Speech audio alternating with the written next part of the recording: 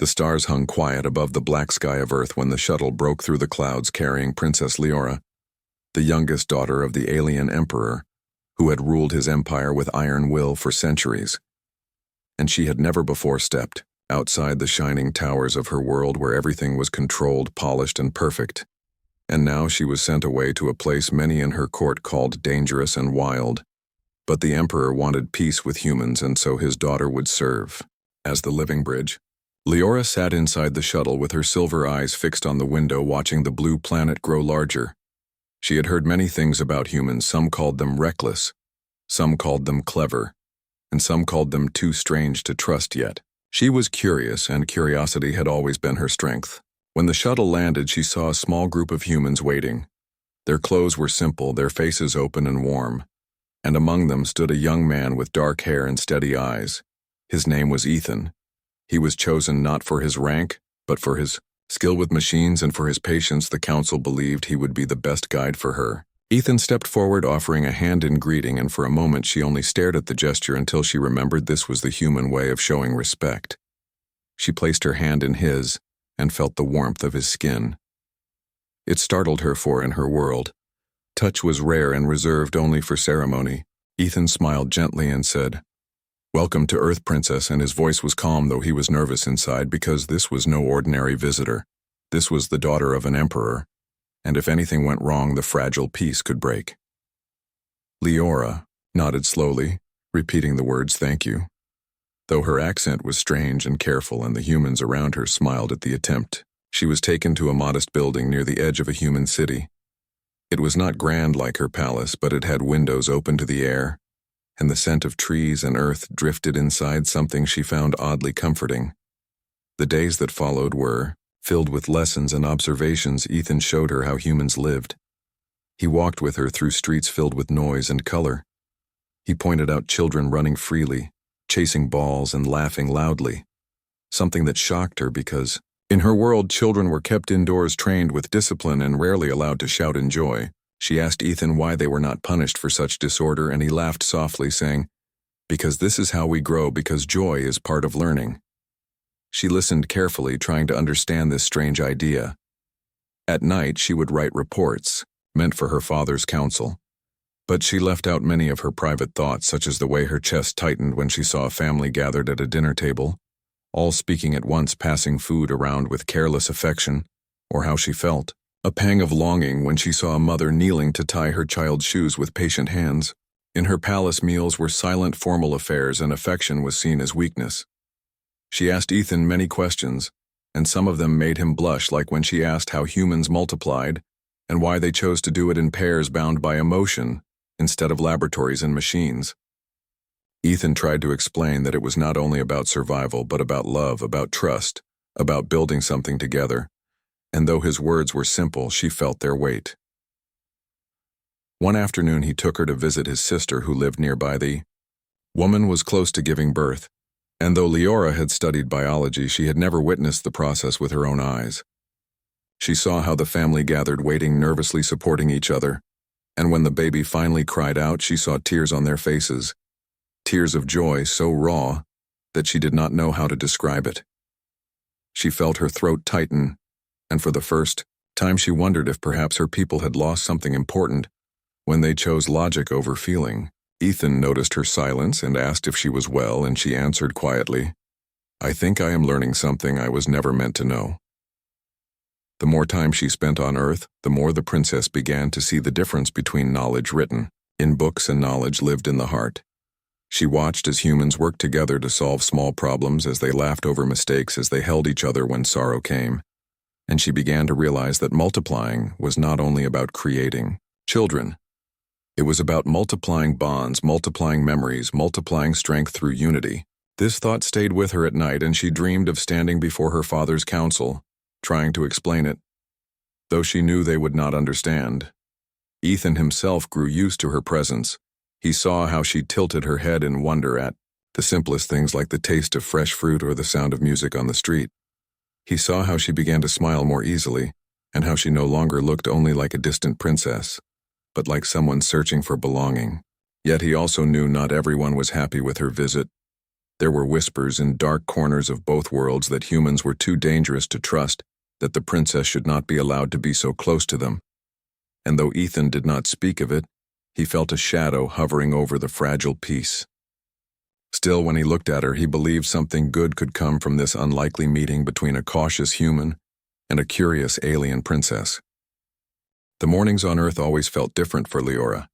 The air was filled with scents she did not know, and the sky shifted colors in ways she had never seen on her world. Where every sunrise was controlled by machines, here the sun rose on its own, and she found herself waiting for it each day as if the world itself was teaching her something new. Ethan arrived early to guide her through more of human life, and she was always ready with questions, sometimes simple and sometimes bold, that made him pause and smile. He walked with her through the streets where people moved in a rush, carrying bags and talking into small devices. And she asked why humans seemed always busy. And he explained that humans believed in progress, and that every small action moved them toward their dreams, though not all dreams were the same, and she thought about that quietly, because in her world, everyone shared the dream of duty to empire and nothing else. Leora noticed the small things that made humans unique. She saw how friends greeted each other with laughter or quick hugs. She saw how neighbors helped each other fix broken fences or share food during holidays, and she could not understand how they could give without expecting something in return, so she asked Ethan, and he said, "Sometimes we give because we care not, because we want a reward," and those words stayed in her mind like a spark. Her curiosity grew stronger, and one evening, while they sat outside under the strange glow of city lights, she asked Ethan again about how humans multiply. She wanted to know why humans treated it with such importance, why they tied it with words, like love, family, and forever. Ethan looked uncomfortable, but he answered with honesty, telling her that humans believe multiplying is not only about creating life, but about sharing a bond and building trust, that it is one of the most personal choices a human can make. And she listened closely, trying to imagine such trust. One day, Ethan took her to a school where children played loudly, their voices filling the air with chaos and joy. And the princess was startled by the freedom the children had. They ran, they shouted, they argued, and then they forgave each other all. Within minutes, she asked why no one stopped them from being so disorderly. And Ethan replied, "This is how we learn.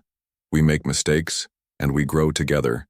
And she felt something stir in her heart, because in her empire, mistakes were punished harshly, and growth was forced by order, not by freedom. She watched a little girl fall, scrape her knee, and then watched two boys rush to help her, offering their hands and comfort. The girl cried, but soon smiled again, and it made Leora wonder if this was the secret: humans carried the ability to turn pain into strength through each other. That evening, she asked Ethan if humans were not afraid of losing so much when they cared so deeply. And he said, "We are always afraid, but caring is worth the risk." His words sounded simple, yet they carried a weight she could not dismiss. Her mind was filled with thoughts, and sometimes when she returned to her quarters, she would look into the mirror and whisper the word family to herself, trying to understand its meaning beyond the cold definition in her studies. The more she observed, the more she felt torn between the training of her people and the lessons unfolding before her eyes. The true moment of change came when Ethan invited her to join his family for dinner. His sister had just welcomed the new baby, and they wanted her to see how humans celebrated new life. She entered their small house filled with warmth and sound, so unlike the silent halls of her palace. People passed dishes across the table. Laughter rose and children moved about without fear. She sat stiff at first, but slowly she felt herself pulled into the rhythm of it all. And when Ethan's sister placed the newborn in her arms, she froze. The tiny life was fragile, warm and breathing against her, and something inside her chest ached with a feeling she did not have a word for. Later that night, when she walked outside with Ethan, she was quiet for a long time, and finally she whispered, "Now, I see why it matters," and Ethan looked at her with surprise, asking what she meant.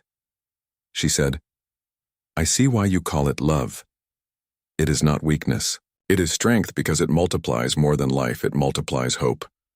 Ethan nodded softly, understanding that this princess was beginning to see the heart of his people. Yet he also knew dangers waited beyond the lights of the city, because not all in her empire wished for peace, and there were whispers even among humans who feared that her presence was a trick. And though he kept this from her, he could feel the weight of shadows gathering, Still in that moment, as the alien princess stood on human soil with the memory of a newborn in her arms and the warmth of laughter in her ears, she felt that something within her had begun to change, and she wondered how far this change would go and whether her own people would ever understand it. Leora woke to the soft light of morning filtering through the thin curtains of the small human house she had been staying in. She could hear birds singing and distant traffic, and for a moment, she felt a calm she had never known in her world where the halls were always silent and commands echoed with power. She had learned much about humans already, but each day brought new surprises and new lessons to her young mind. Ethan arrived with his usual calm smile, ready to continue their journey into the lives of humans, and she greeted him with a nod and a question that had been on her mind since the previous evening. "Why do humans cry at moments like this?" he asked. What she meant, and she spoke of the new baby and the tears of the family. He explained that humans feel deeply, that crying is a way to show emotion, to connect with others. It is not weakness, but honesty. And Leora listened, trying to picture her, people allowing such openness. The day led them to a small community garden where neighbors shared vegetables and stories. The air smelled of earth and flowers, and children ran about chasing small insects and laughing. She watched a boy fall into a puddle and how the others helped him up, laughing along with him. Ethan told her that humans often learn through play, through mistakes and shared joy, and she realized that the way humans multiplied their experiences was not just biological, but through the emotions and bonds they shared. She found this concept strange yet compelling. She asked him if all humans felt this way. He smiled and said most do, but each is different, yet the bond is universal. And she pondered the meaning of such freedom in a world where rules were everything. Later, they visited a human library, a large, quiet building filled with books and stories, and she marveled at the simple design the humans used to store knowledge. She touched the pages carefully, feeling the paper texture, and read stories of humans helping one another, growing together, making mistakes and learning again. The repetition fascinated her because in her world knowledge was often force-fed and mistakes were punished. She saw the strength humans drew from their shared experiences, and she wondered if her empire could ever understand this. Ethan noticed her fascination and explained that stories were a way humans multiplied wisdom. They were passed down and shared with many generations, ensuring that lessons of the heart were never lost, and Leora felt a new respect for these people, whose strength lay not in technology alone, but in their shared hearts. The afternoon brought a visit to a hospital where a mother had just given birth to twins. Leora watched quietly as nurses and doctors moved efficiently and gently around the room. She saw how humans balanced care with urgency. She observed the father, holding one child while the mother held another, and the love in their eyes was unmistakable. She had never known such a combination of chaos and devotion in her own world. The way humans multiplied life was deeply entwined with love and responsibility. It was exhausting yet beautiful. She felt a stirring within her. She wondered if she could ever experience such care. As evening came, they walked along a quiet street lined with small shops and lights flickering in the windows. Leora asked Ethan why humans celebrated so often. He said because they understood the fragility of life and the importance of joy. She looked around and saw couples holding hands, children skipping along the street, neighbors chatting and sharing. And she realized that multiplying for humans was not just the creation of children, but the multiplication of happiness, of community, of trust, and she felt a warmth in her chest she had not felt before. The alien princess realized that the lessons she had learned were changing her understanding of leadership, of strength, and of family. Night fell, and they sat on a small hill overlooking the city. The lights twinkled like stars on Earth itself, and Leora asked Ethan if humans were ever afraid of losing all this happiness. He nodded and said constantly, "Yet they keep going, because the bonds are stronger than fear." She thought about her own empire, where fear often ruled the hearts of those beneath the throne. She wondered if the people could ever see that multiplying through care was a power greater than armies or machines, and she shivered at the thought that she might be the one to show them. Ethan glanced at her, seeing a mixture of wonder and worry. He knew she was learning faster than anyone expected, and that the ideas taking root in her mind could change not only her life, but perhaps the empire itself. The night stretched on with quiet conversation about humans and their strange customs, about love, care, joy, and struggle. Leora shared observations and questions that made Ethan think about his own people in ways he never had before. She was piecing together the puzzle of humanity in a way that was both innocent and profound, and he realized that he was no longer just a guide. He was part of her education, and perhaps part of her awakening.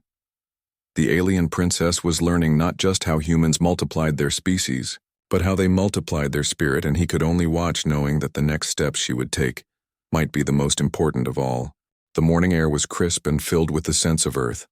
As Leora stepped outside with Ethan, she could feel the energy of the city around her, and it made her heart beat faster in a way that was unfamiliar, yet thrilling. He led her through streets she had never imagined, filled with colors, sounds, and smells that were almost too much for her senses.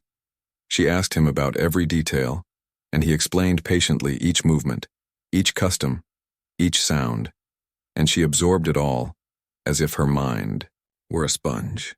She noticed the children playing games she could not name, and how adults laughed together despite work and worry, and she thought about her own people, where discipline was always strict and emotions were carefully measured. Ethan took her to a human family home for lunch, where the family welcomed her with warmth and curiosity. She was struck by their openness and the way everyone seemed to speak at once without arguing, yet each voice was heard. She learned how humans valued inclusion. Even when the house was crowded and chaotic, she watched as they passed dishes and shared stories, and she wondered how they could manage so many opinions yet feel united. Leora felt her heart open slightly at the sight of this simple togetherness, and she realized that multiplying bonds might be even more important than multiplying life itself. In the afternoon, they visited a local festival where humans celebrated. With music and dancing, she watched people twirl and laugh. She heard drums and strings playing in rhythms she could not fully understand, yet felt in her chest. The humans around her held each other with trust and joy. She joined in hesitantly at first, but soon felt herself moving to the music, and she realized she was laughing genuinely. She could not remember the last time she had felt so free in her palace. Every step seemed to teach her the essence of human multiplication, not in numbers, but in shared experience and emotion. Ethan watched her with a smile, knowing that she was beginning to understand the deep meaning behind even the simplest human traditions. Later, they visited a small orphanage that had taken in alien children rescued from a war-torn planet. The children were frightened and shy at first, but Leora knelt down to their level and spoke softly to each one, learning their names and their stories. She shared small games and stories she had heard from humans and watched their faces light up. She began to see the joy of nurturing and care, and realized that this was a form of multiplication she had never considered before. Giving attention, love, and guidance to those who needed it could expand life in ways that mere survival could not. Ethan observed her interactions and felt proud, knowing that she was taking the lessons to heart in a practical way that mattered to others. As evening approached, they walked through the city, reflecting on the day. Leora asked Ethan if humans ever feared failure when giving so much of themselves. He nodded and said, "Always. But they continue because the reward of shared life is worth the risk." She thought about this and compared it to her empire, where fear often stopped action. She began to see that multiplying life in a human way required courage of the heart, a courage that her people rarely celebrated or understood. She wondered how she could return home and share these lessons without being dismissed as naive or weak. The night was calm as they sat in a small park under glowing lanterns. Leora looked up at the stars and thought of her father, the emperor, and the empire that awaited her return. She felt a mixture of longing and fear. She had seen so much about humans that challenged everything she had been taught. Yet she also felt a hope that perhaps their ways could show her people a new path. She turned to Ethan and asked quietly how humans could manage so much life with so much uncertainty. And he said it was because they cared enough to try.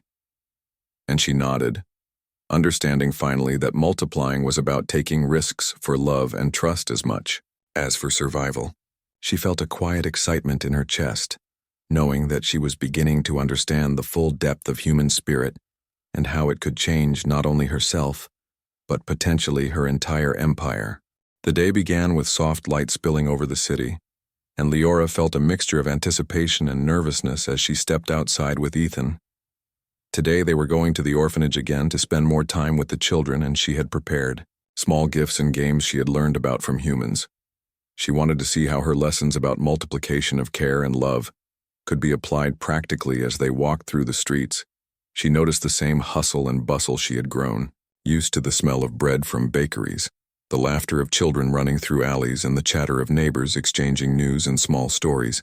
She found herself smiling without realizing it, and Ethan noticed the change in her posture, the ease in her movements. Upon arrival, the children recognized her immediately and ran to greet her with shy smiles and wide eyes. She knelt to meet them at their level, asking their names and listening to their stories. Some spoke softly about lost homes and families, and she felt a tug in her chest.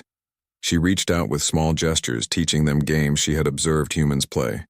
She encouraged them to laugh, to trust, to share small tokens of kindness. She realized that these acts were a form of multiplication, that no science or technology could replicate. It was about creating bonds, multiplying hope and joy through personal interaction. The children responded eagerly, and she felt a warmth in her heart, unlike anything she had known in her royal upbringing. Ethan observed quietly, giving her space while offering guidance when needed.